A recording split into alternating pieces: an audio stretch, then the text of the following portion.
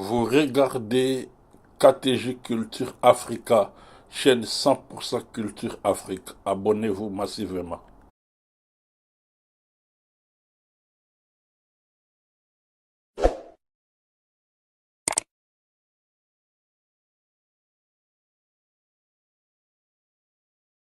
La vidéo si elle vous plaît, et si vous êtes nouveau sur la chaîne, n'oubliez pas de vous abonner et d'activer la notification pour ne rater aucune de nos prochaines vidéos. On commence. Gouverneur en question, là je cite Daniel Bumba. Navandi Natali na senti dose ya théorie et pas naye et leke beni. Naye Natali lisusu, maladie du sommeil et leke beni. Na komiti na niveau na PC idée, atambula atana thermos ya café fort. Le Congo ne tombera jamais. Que nous vivons aujourd'hui, c'est par rapport à ses prédécesseurs.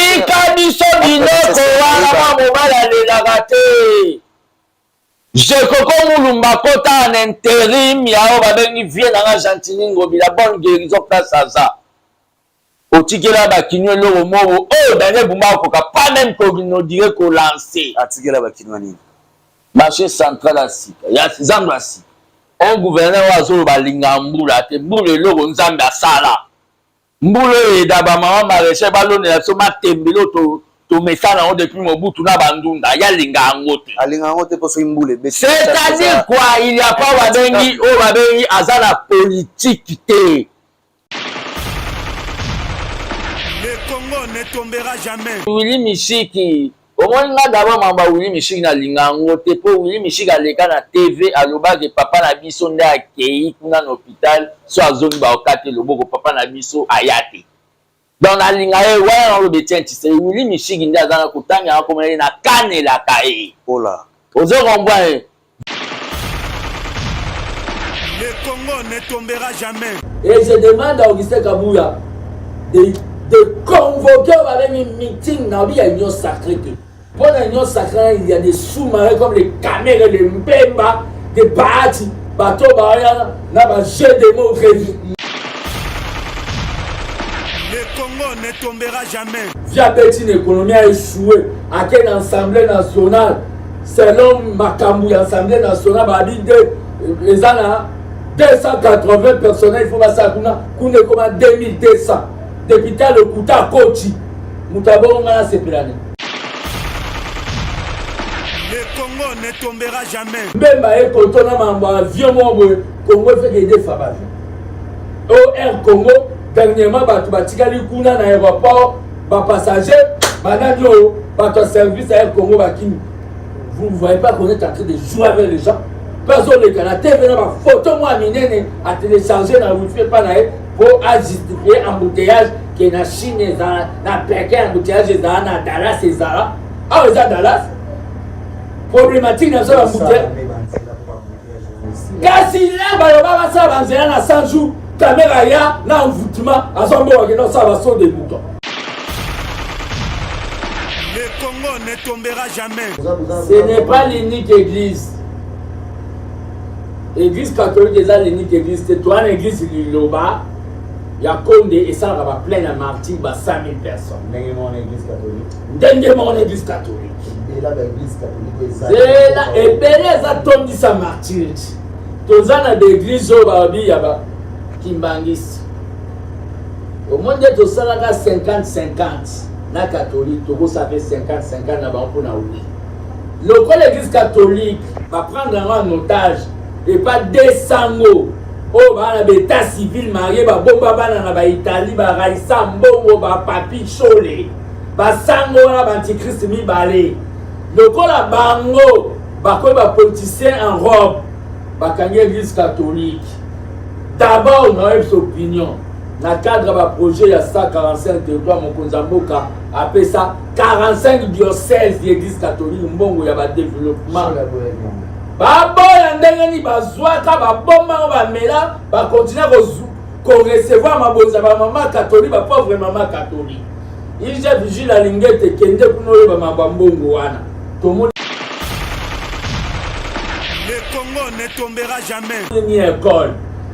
Toye bisabango. Omoni ba mumpe wana. Lumumba Lobaka en 1960, discours en circulé à Internet. Les prêtres, dans une toile à Lumumba, les prêtres ont laissé l'évangile. Les prêtres ont laissé l'évangile pour faire la politique. On n'acceptera pas ça. Lumumba, Babanda dans Lumumba. Le Congo ne tombera jamais.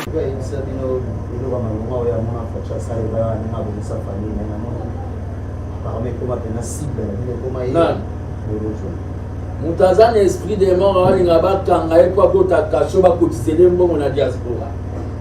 Yeba yebiwa.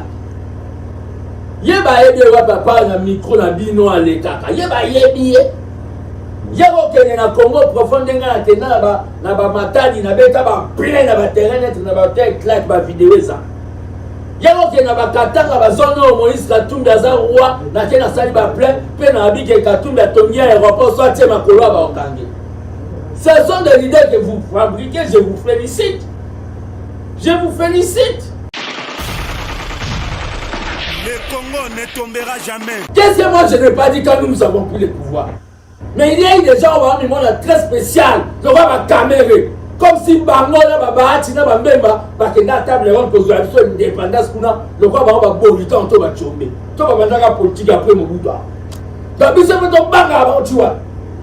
Peu besoin d'une. Si on a une constitution, on peut pas la bise. Le Congo ne tombera jamais. Pour toi, en face, Nabiso, Nabatumsu va jouer un double G. Au bas, c'est la carte comme en 2025-2026, pas le costume, mais non, ça va être un catch. Tout ça, Nabatumsu va avoir deux fois, et c'est un tous à la soudée. Naba combattant IDPS, moment où ils ont un moment, il y a une division. Le Congo ne tombera jamais. Ce qui coule na bomi moutou, il faut ba bomay. Na ba procédure normale à l'état de na lobby, quand on tue les gens, les droits de l'homme là ne viennent pas. Na Bible, na ba procédure normale où l'état tient. Pe nazoloba yango makambu ya peine de mort wana na bisali parenthèse et soukara ate na ba petit pe. Peine de mort bananga de ya bango wa ba mérita yango na clique na bango wana ya ba wilingoma donc nde bazala na peine de mort bada un esprit de mort mais makamba peine de mort na oyebisa yo César ba fongo la rubrique même pour na ba criminel économique il faut bazala na peine de mort so ba fongo yango bato babando bango yi bambongo à l'état.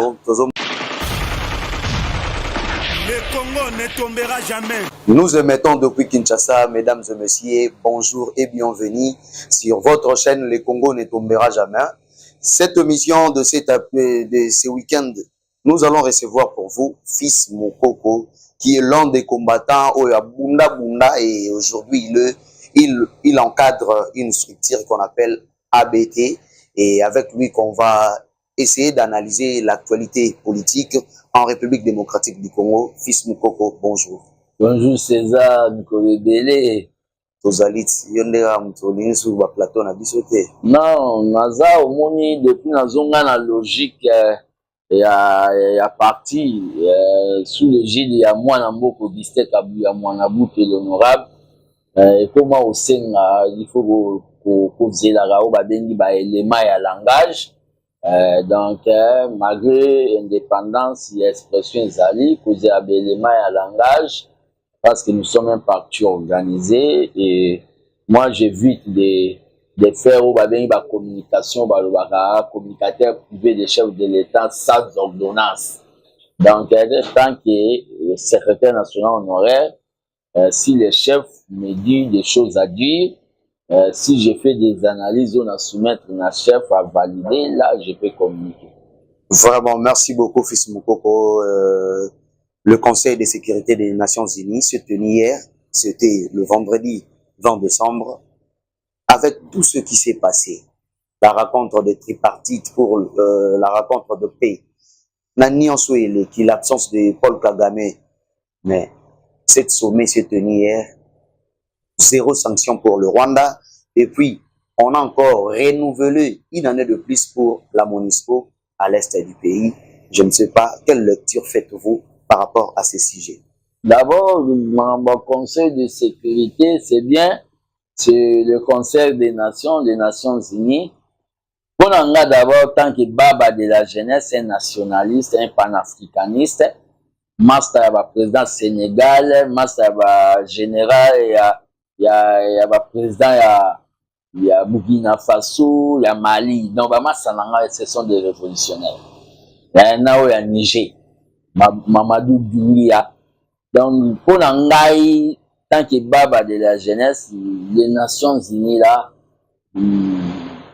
ezalaka nango na poate soki ben ezalaka na poate soki l'Américain va pesi yango poate. Si les intérêts des Américains eza lésés, les Nations Unies peuvent laisser même des milliers de gens te belé bakufa na bango et observer et vous allez sans bouche et vous allez sans yeux ya omona ba massacre de Salama. Il y a eu une guerre à niveau de l'Ukraine, les Nations Unies est là, et vous allez sentir que les Nations Unies, ils ont ça de l'autre côté. Vous comprenez? Et notre guerre ici, au Tozanango, ils ont guerre, il y a des minéraux, guerre oyo, à cause il y a des lithium, à cause il y a des coltan, l'or, diamant, cuivre, manganèse. Donc, je dois vous dire, mon frère César, Congo Denezana, selon évaluation, et cause en a plus de 202 mineurs. Là, Rubaga, Congo Zane Tinzamba vendant sa promenade à travers le monde, mais l'air à comment na Congo, na poche na zana ba minéraux poche Toboka na Congo. Donc, il y a un scandale géologique, il y a un scandale géologique, malheureusement, il y a eu des pouvoirs où bénéficiaires na biso ba autochtone te, biso ba congolais te, ou ba bengi ba richesse na biso. C'est ça aussi notre combat, où toujours dans le cadre du programme na biso fait d'abord. Makambo ya Nations Unies, ils ne peuvent rien dire parce que les Américains sont dans des mines, les Canadiens sont dans des mines, les Chinois, par le Conseil de sécurité, sont dans des mines.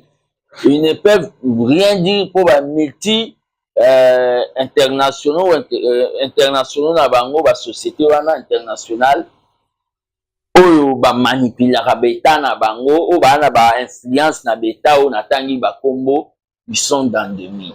S'ils sont dans les mines, pourquoi nous avons la rencontre de Péoana, pour la tripartite Wana, pour la Kisana Batouke, Bango Baoluga Kimia, Nangambuya Est, pendant que Tomoni Paul Kagame a refusé la rencontre, il a reçu les émisseurs angolais pour le Basololi. Jusqu'à présent, ils ont été baratés. Mais non, même pas Nao qu'il a reçu les émissaires angolais. Il ne s'est pas présenté. C'est ce qui a voulu créer le débat et pas bazar des youtubeurs, des journalistes youtubeurs, ou à cause il y a Mikanda, quelques-uns, pour Mikanda, ils font des émissions qui Félix Tshisekedi d'Assemblée. Non. La politique des chaises vides, c'est la politique des faibles. Et la politique des chaises vides, c'est la politique des gens qui n'ont pas les arguments. Paul Kagame n'a pas des arguments par rapport à la guerre. Parce qu'il est responsable de la guerre. Il ne s'est pas présenté. Et le président de la République, Félix Tshisekedi, dont je salue sa diplomatie, les autres, Paul Kagame contre le mur. C'est-à-dire, ils ont amené, n'a pas démontré dans l'opinion nationale et internationale que nous sommes pour la paix. Mais notre Obabengi, adversaire ennemi, hein, qui n'est plus frère africain, parce qu'on ne peut pas appeler Paul Kagame frère africain, ne veut pas la paix. Baloba la français, qui veut la paix, au moins prépare la guerre. Nous sommes entrés de faire un programme à reprogrammation, c'est une préparation de la guerre. Voilà, c'est une parenthèse. Le président qui s'est présenté en Angola et Paul Kagame n'est pas venu. C'est pour démontrer à l'opinion que quand nous allons passer dans l'étape, vous comprenez, il y a des articles de la Constitution qui va vous empêcher. Je ne sais pas par quel mécanisme vous allez le faire. Et il suffit que deux chambres, il y a assemblée, hein, deux chambres, il y a parlement, va se réunir pour voter projet au Mokonzambo Kawaya, il y a déclaration de guerre.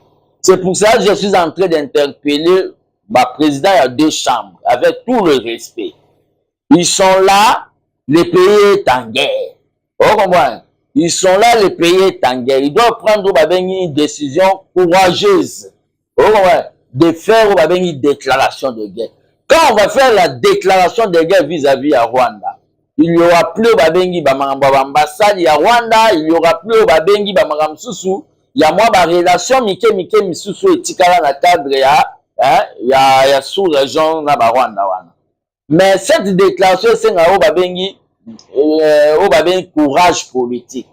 Il y a M. Vital Kamerhe et le nouveau président et assemblée, il y a Sénat Sama Lukonde.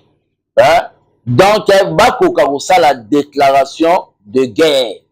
Parce que quand ils font une déclaration de guerre, et dès que Makamouane est côté en musique et côté en application, même les ancêtres, même Obabengi, Bakisimbi, même Bakoko, vous comprenez?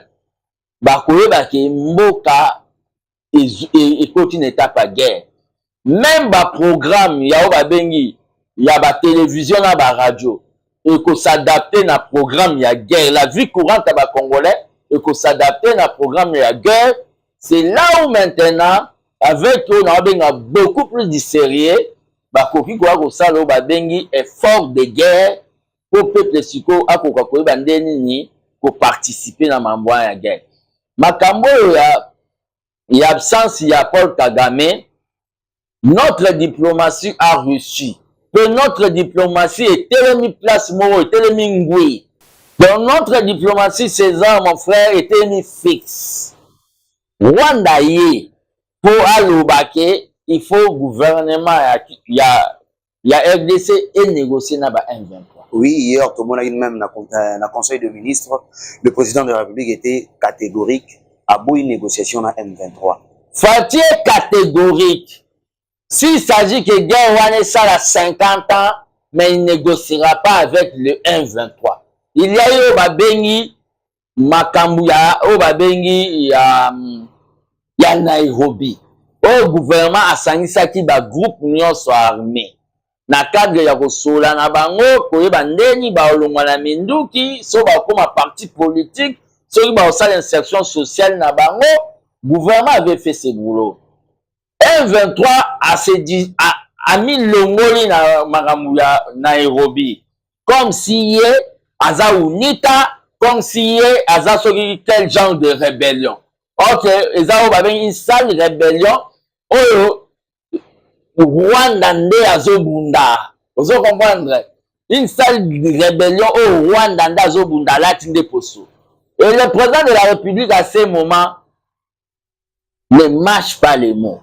Quand il est entré dans le discours de la nation, on a fait la parenthèse de féliciter les patriotes au Azalène. Vous voyez, quand il est entré, c'est-à-dire, nous allons déjà dans la phase où il y a guerre. Donc, dans Luanda, c'était pour marquer présence Nabiso.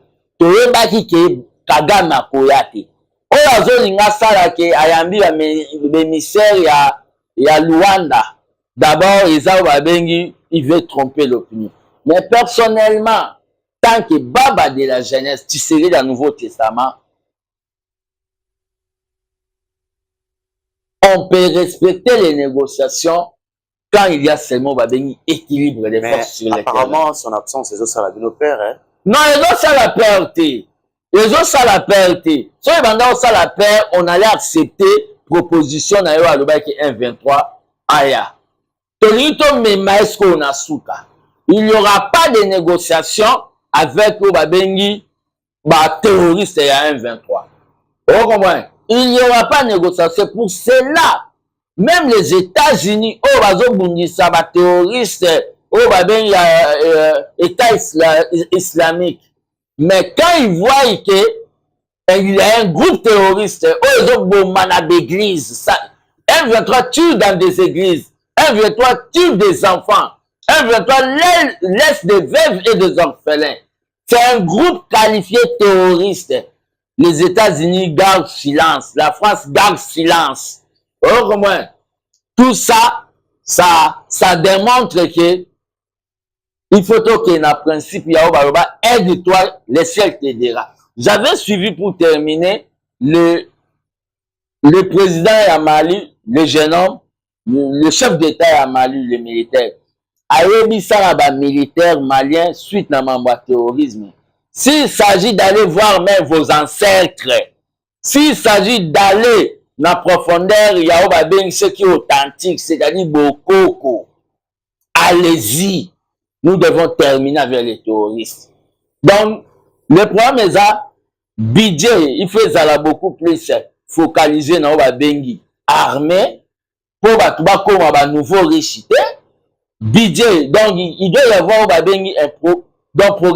programme wana ya reprogrammation militaire et ça la théorique mais ils ont vraiment pratique parce que ça ne va pas cette situation de l'Est et nos frères de l'Est tels que j'ai sali va souffrir vraiment. Pourquoi avoir renouvelé encore une année pendant que Mokonzi Mboka disait dans le discours naïe, il faut mettre fin avec le mandat de la MONUSCO en République démocratique du Congo. Pourquoi encore renouveler? Complicité à la communauté internationale. Complicité à la communauté internationale. C'est là où je suis entré tant que citoyen. Malgré que je suis de la mouvance présidentielle, j'interpelle le gouvernement. Na Tchadawa, le fils d'Idriss Déby, a bénissa ministre des Affaires étrangères à France, à Yeboye. Il y a gagné sur la développement et coopération. A PCL lettre à Obi, Bozana Oba Bengi préavis Bolongwa, base militaire na Mekini. Pendant le blanc et Tikali Bongo. Vous comprenez? Sauf au terre, Bamboke Belé, Niger, pays Sahel, Burkina Faso, Mali. Ma base militaire exacte. Toke pas deux massa nanga o bazubu konzi na Sénégal. Oh comment son kona na son frère qui l'a parrainé. Vous comprenez? Ce que kuna base ya France ezolongwa. Vous comprenez? Na minute le gouvernement peut prendre une décision contradictoire dans les Nations Unies. Vous comprenez? C'est là où je suis en train de yagoyer le gouvernement. La minute biso tout ba Congolais suite na mamba est aux années tibébébé. Nous sommes comme des morts. Un mort n'a pas peur de la mort ou de pourrir. Vous comprenez? Et ben nous sommes comme des morts. Mais ma Congolais la minute là la division inutile. Batumsu ba ya chilombo mais le pays est attaqué. Hein? Au lieu que nous soyons unis. Les gens par haine, il y a tribalisme. Les gens par haine, sur une personne de Félix Tshisekedi. Les gens par haine, le quoi bazouaka, pouvoir d'État, fonction publique, que Batou sont en train de dire des histoires au moment où il faut aux alaïni. Est-ce que vous avez déjà vu des gens de déclarations locales à Bisso en Ukraine, là où il y a guerre? Non. Tout le monde est fixé vis-à-vis la guerre au Baosanaris. Mais ici, vous sentez, il y a des gens qui passent au Kutumbako Zatana Malobate comme les Olivier Kamitatu, au Papa Bama Tekaka, Ndakusoki na Japon, Batouné la conférence nationale, ils passent pour dire des balivernes. Vous sentez des jeunes gens comme le Presse Penge, les Nico Malengela, vous sentez des jeunes gens qui sont venus aujourd'hui dépotisser le Nouveau Testament comme des Alain Bolonja, passer dire que nous avec quelqu'un qui porte des salopotes jaunes là aussi, c'est honorable là, passer dire des histoires. C'est pour cela, biso na moment tozoloba, makambu oyo, ya guerre, ya est. Vous comprenez?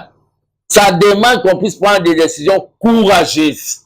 qu'on puisse prendre des décisions courageuses, qu'on puisse laisser la distraction sous sur le plan d'État, qu'on crée des lignes budgétaires spécifiques et spéciales pour la guerre, on doit finir. Sinon, si nous devenons les esclaves des Rwandais, si nous ne faisons pas cette guerre, nous deviendrons les esclaves des Rwandais. Merci beaucoup, Fils Moukoko, pour cette réflexion. Et Tozoa déjà à la fin de l'année, Tozoa, sur le plan social, vous êtes un parti socialiste. Tozo Kendédéen à la fête de Noël. Nous sommes déjà bientôt là, dans 4 jours, ça sera la fête de Noël. Et nous avons vu une décision que le ministre de l'économie, Mwabilo Pekiti, est-ce que sur le terrain, c'est une réalité ou c'est un discours politique? D'abord, nazo banda pona oluwa mambo ya baisse ya ba prix. Je salue Obabengi, la première ministre, Madame Judith Suminwa, oyaza technocrate. C'est désolant pour les journalistes, il y a 1000, il y a la télévision à 1000 collines, où il y a des critiques à gagner. Au moment où il y a une coordonnatrice, il donne les orientations. Mais majorité, il y a des ministres, il y a des quotas, il y a des familles politiques, il y a des recommandations, il y a des autorités morales. Il y a des Bamisunde baza bavandaka na ba bureau na ba climatisé. C'est pour ça que dans le gouvernement, j'ai dit il y a des ministres qui ont excellé. Leti ba Doudou Fouamba, je regrette au effort que Barnabé Mouakadi, il y a des GI, a encore manipuler quelques communicateurs qui ne savent même pas communiquer, na idée que Babandole Kabalo baba sale besoin. Il y a des ministres qui ont excellé, ba Guilherme Niembo. Il y a des ministres, Didier Moudimou, Teddy Luambo, au niveau national, il est en train de chercher, et tant d'autres, Guy Luambo, Didier Moudimou. Mais pour la Makambo, il baisse, il y a Babiloko. Les ministres de l'économie, que je viens, moi c'est Fils Moukoko, lui c'est Daniel Moukoko Samba. Moi je suis du Kassai, lui il est du Congo central, mais nous sommes tous les Congolais. Les ministres de l'économie, professeur de son état, de l'économie, Atangi Sarabat, macroéconomique, Ouada, na Louvanium, na colline inspirée. Asale da Makamoyo, Yatangi Sarabat. Pétrole, quand yenda yana ba idéologie, ya ba bancalisation, yenda yana ba idéologie. Et Azala professeur Matata Pony.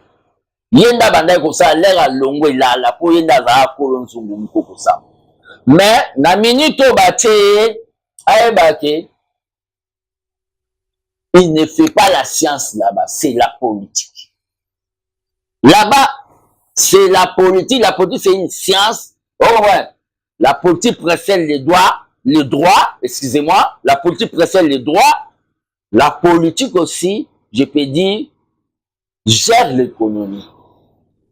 Makambo esami na niveau ya ba grossiste biloko ekiti. Na niveau ya ba détaillant biloko ekiti te. Eza problème ya o ba bengi autorité de l'État. Ozo mwana. Tozo mona ba ministre ebele mwasi na bango na ba député ba te belé na banganga kutu. O mona liboso ya lupangu ya un féticheur banini sodaza. Pasteur Saint-Esprit ya bateloti. Pasteur a oya l'église mais bien c'est basoda. Ozo mwana. Pasteur a obanga nini. Saint-Esprit fa bateli mais bien basoda. Basodo baza par-ci par-là na babiloko ya indien. Ba société ba gardinage eza. Pourquoi pas kozwa bango ko sala o ba bengi brigade économique. Ozo mwana. Parce que batu na mboko bana na kitetites. Brigade économique, ben inspecteur baza, on doit, au moins, aux ans de raison mon frère. Na Congo nyo fait ça. Mais, redynamiser bengi ben inspecteur, il y a économie. Redynamiser, mais ça là bengi brigade économique na moto à sika na maya sika. Pour essayer de voir Parce que dans mon je peux vous dire, mon frère, comment la liberté en WhatsApp. Moi, j'ai été en exil à Brazzaville pendant 5 ans. Mon frère César, na Brazzaville, lui passe 200 francs. Sauter en haut 200 pattes, c'est-à-dire 205 francs pour sombate. Mais on est sur le niveau à Brazzaville. Grand Mialipa. Et il n'y a pas l'État. Nous avons plus de 5000 peines à boulangerie, pour la poto pour que qui m'a pas la grammage assez. 5000 peines à brûler, ça n'est pas d'argent économique. Mais tous les cacao, le cause président Outiko Salaoui, Pepsi. Je dois vous dire, déjà, la minute au président Salaoui, elle est sur 500 millilitres. C'est combien mon pied? Bah, ça lit déjà 400 millilitres. Bah, dès que le président Pepsi mon Congo, bah, frapper déjà peuple. Bah, le mot est 100 millilitres, mais bah, ticket on a pris à 1000 francs. Escroquerie d'État. Escroquerie d'État. Nazuka Kayanini. Ce sont des choses au ça là, bah, service, il y a bah, OCC Zali. Bah, biloko ebele Zali. Biloko wana, ça ne fonctionne pas. Pourquoi? Donc, il m'a camboué qu'on zonga na normal. Mesure bazwa que za mesure ba bengi salitaire. Les mesures moko salvatrice pour la peuple. Mais les gens bazana ba bengi mauvaise intention, on doit instaurer l'autorité de l'État et ça va réussir.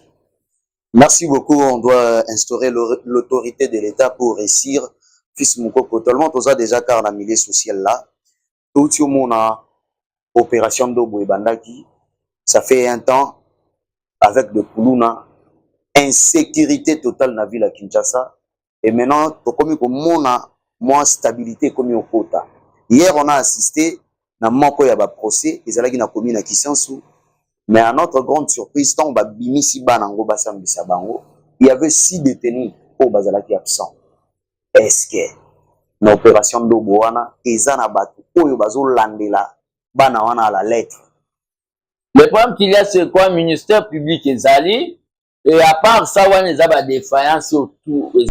Dans chaque ministre, on va avoir une opération. On a une opération d'eau.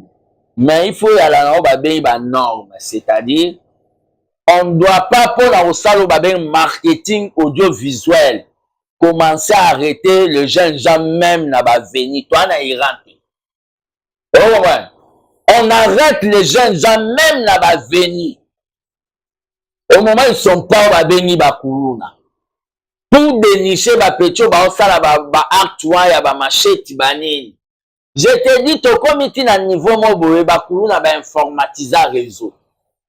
Ba fongola ba o ba béni ba groupe WhatsApp. César. To bunda na 10 ndeza ba fait sa date. Ba pesi date ba bunda bakuluna ba groupe WhatsApp. Le problème qu'il y a c'est quoi? Makamouana ya délégué Juvénile Koulouna, ngala zobela ngo le loi Haïti est ingouvernable à cause ya Bakoulouna. Makamouana ya Bakoulouna wana, il suffit ya ko adopter au babengi pour valoriser dans nos babengi ba chef du quartier. Pour adopter au babengi ko instaurer système mon na ba quartier. Au moins pe na ba veni, ba chef d'avenue. Peut construire un système de 10 maisons. 1, 2, 3, 4, 5, 6, 7, 8, 9, 10. Chef, il y a 10 maisons. Ça permettra dans l'État, il y a quoi dans l'espace, il y a première maison, 10e maison, il y a autant de gens au Bavandaka, ils ont reçu tel visiteur, comportement à Bana, Batinda n'est pas chef à venir. Chef à venir, tu n'es pas chef à localité. Il y a possibilité, il y a aussi à Makamboua. Pour arrêter Babiloko, Yanni, on est en train de ramasser n'importe qui.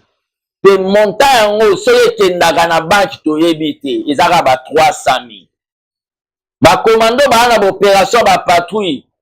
Bato ba tinda bango ki yo sala patrouille na zone ouest, est, to sud, to nord. Il faut y aller, par exemple, 20 têtes. Ben, il doit arrêter 20 personnes. Abeti da calcul 300 000 fois 20, ça fait déjà autant. Parents vont discuter dans 150 000. C'est pas ça, peuple a bilangate. Je salue cette opération. Et je suis aussi en train de saluer au Babengi que ba criminel que ça soit ba kuluna. Balanda ba procédure normale. Ce qui kuluna bomi mutu, il faut ba bomay. Na ba procédure normale à l'état de l'homme. Dans le Bible, quand on tue les gens, les droits de l'homme là ne viennent pas. Dans la Bible, il y a pas procédure normale où l'État tient. Pe nazoloba yango makambu ya peine de mort wana na bisali parenthèse et soukara ate na ba petit pe.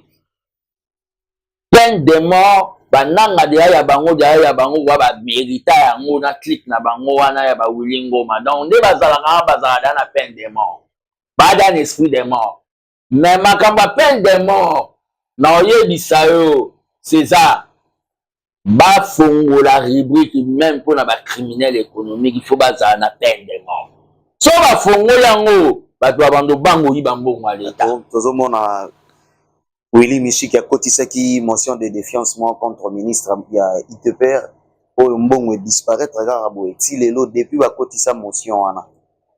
Et là, au moins, interpellation. Le premier ali Willy Michiki. Au moins, là, d'abord, mamba Willy Michiki na lingango. Te po Willy Michiki a leka na TV, a loba que papa na biso nde a kei, kuna na hôpital, so a zone ba okate loboko, papa na biso ayate. Dans la lingaye, ouais, on le betient, c'est Willy Michiki nde a zana kutanga, a komele na kane la kae. Oh là. Ozo romboye. So tali Willy Michiki, a comment ko créer ba makambuka na kati ya parlement, na kenda na oti na soukate.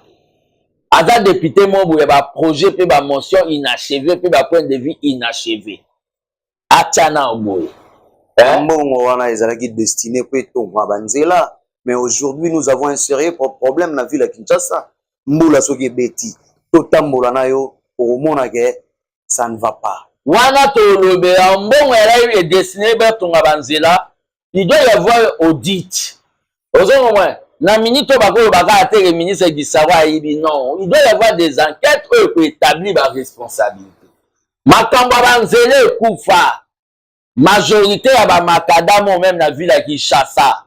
Apande na uti Katanga na mo Jacques Kabula wandani azo sala. Kato azo sala na moni ba route de contournement na niveau ya Katanga. Nande na moni pas ba grâce bilolo parking ya ba grand car. Il y a danger. Ndenge ba fifi masuka ba travailler na niveau ya ba lwalaba. Na ville Kinshasa. Merci ko na minute makamba ville Kinshasa nde na olinga na lobela ko petaki tolo na bumba. Le Congo ne tombera jamais.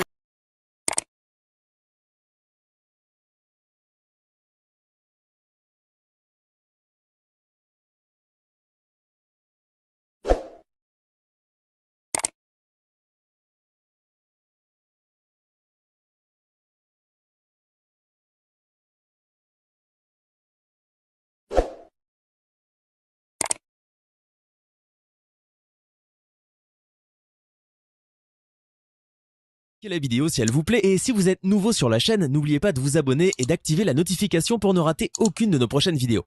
On commence.